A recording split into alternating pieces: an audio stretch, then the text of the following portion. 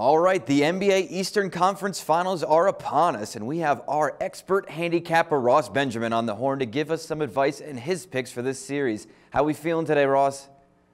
I'm feeling pretty good. How about yourself, man?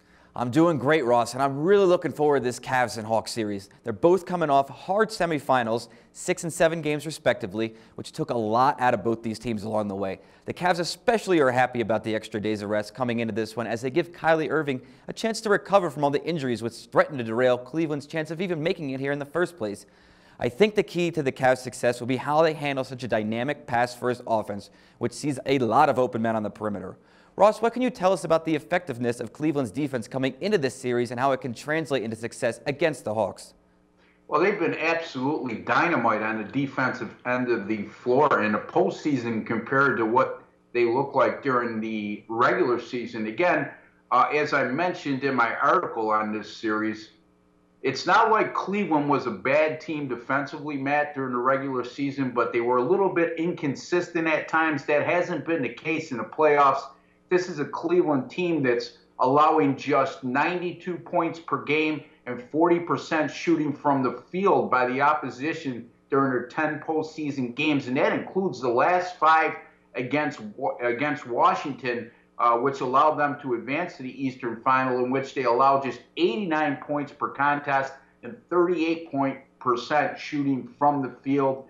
That's going to be a key factor here in this series against a very good Atlanta team.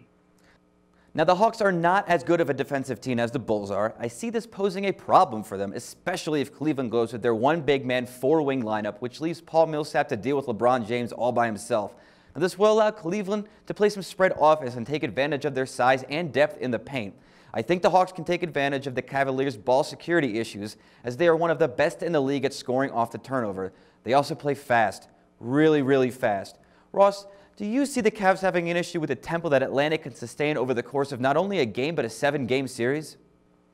Well, actually, I like Atlanta's to slow the pace of the game down. I think they're a much more comfortable team when the pace of the game is slowed down. But, I mean, it sounds a little bit hypocritical if you look at their regular season numbers in which they averaged 82 field goal attempts per contest.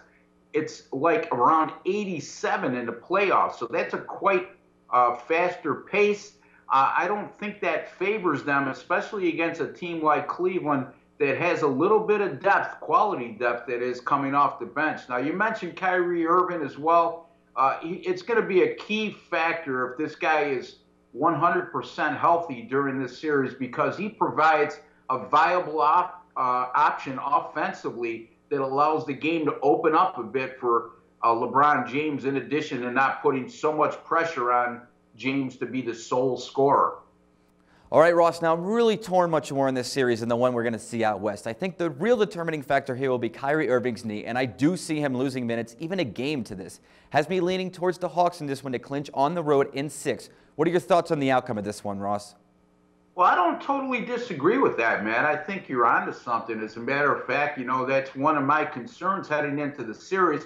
We saw how he looked in the prior series. When he's on the floor, he's a dynamic offensive player. Once again, there's a big difference between playing at 100% and playing at 75 or 80. And if he's not 100%, that's going to be a big factor in this series.